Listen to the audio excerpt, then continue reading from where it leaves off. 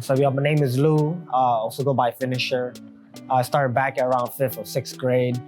My gym teacher, his name was Mr. Muller. He randomly in class, he just showed us some backspins. And then I got inspired from there, and I started with my old friend Keela. And then we switched into the two different middle schools. And then from there, we kind of gained new friends, and then we started a crew from the two different schools. And that's how I started dancing. Yeah, so not a lot of people know. Some people, few people may know, but I was born in Pananikom, Thailand. And so I came here when I was about a couple months old. And so we stayed by around Frogtown Rondo area. And so it was a really low income housing area. And so a lot of my relatives were in gangs as well. And so just growing up, I was just lucky that I have a family that was really supportive. I had my grandma that kind of just led me to having like a more positive life. So my first battle, from what I remember, was at Hmong American Partnership. And so I was teamed up with my two crew members. And so we were up against the preliminaries against, so I think one of the top crews in Minnesota. And it was like really nerve-wracking. And then it was an awesome experience because I got to feel the thrill of battling. But at the same time, I was really nervous. So that was a really good experience. So growing up, I didn't have the support that a lot of people have now. So back then, back in middle school, we started dancing, and we would go practice at rec centers, basements, and getting kicked out of my own friend's basement once, just to dance. Rec centers, getting kicked out as well. And so growing up, it was hard just having a place and having the support. And then growing up, a lot of my friends stopped dancing. So that was a really hard time for me as well. And so I was just kind of alone for a bit. And I finally found a crew, an optimistic crew that kind of had the same passion as I did. Dancing was always so hard because it was good as an outlet, but it was also, I had a lot of other stuff happening, like balancing out finishing college, life situations, issues, and working full time. And so I just, balancing out was one of the difficult things, but I'm glad that I have dancing as an outlet now. So now I have my own dance studio. I just opened up my own location. So before I was part of the collective group that helps with Indigenous Roots Cultural Arts Center. So that was a shared space that I ran my classes there back in 2017. So we provided classes to the youth and up to adults. And now I'm kind of fortunate just to have the support from the community to have a space of my own in St. Paul, in the Twin Cities area. So with Cypherside Dance School, we're able to provide classes. It's awesome now seeing my students grow up and just being leaders within the community and just seeing their growth from the beginning to now.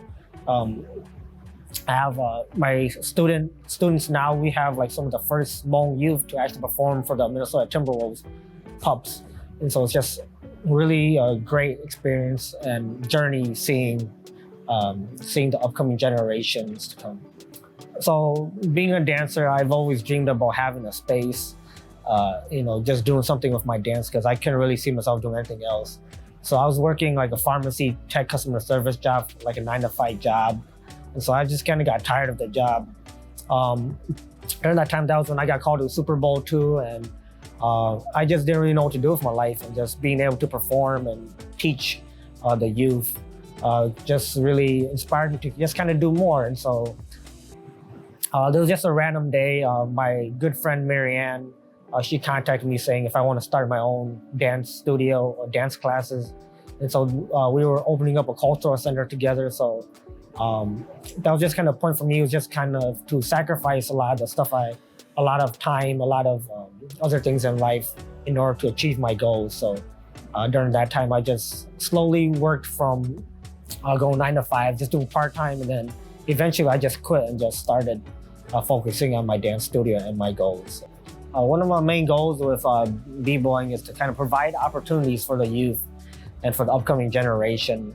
Growing up, we didn't have the accessibility that we have now. So back then we had VHS tapes. We didn't have YouTube back then.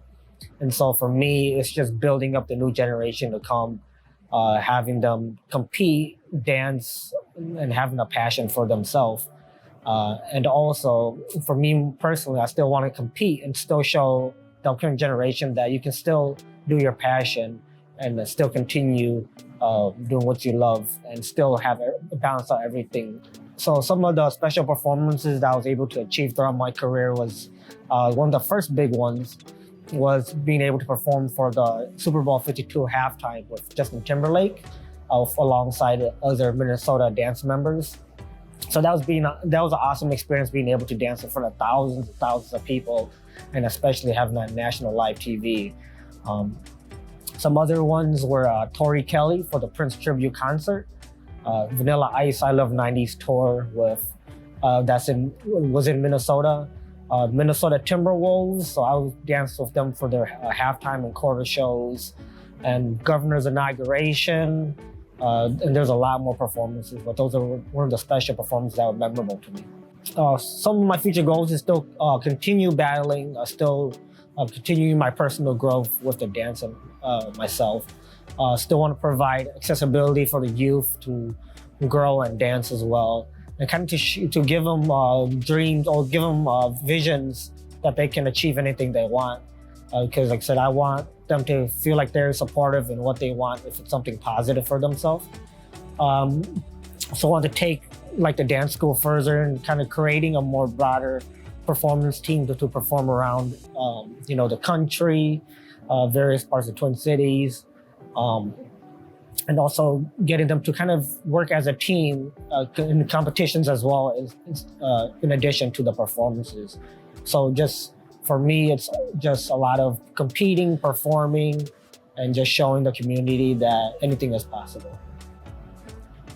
So one thing for the community, I would say is to help support one another in times of need, and also to go out of your comfort zone and someone that's different from your community. Whether like if I'm a dancer, I'm gonna go support a singer, a rapper, or a visual artist. A lot of the times, the community just kind of sticks within their art. And so for me, it's just branching out and diversifying where you help support one another. What I would say to myself back then would just say everything will be okay. Things happen for a reason, and so a lot of the things that happen, either good or bad, will help you in the future. And so for me, my past experiences, even though some of them were bad, some of them were good, made who I am today. For me, just making sure I work hard for my goals and dreams.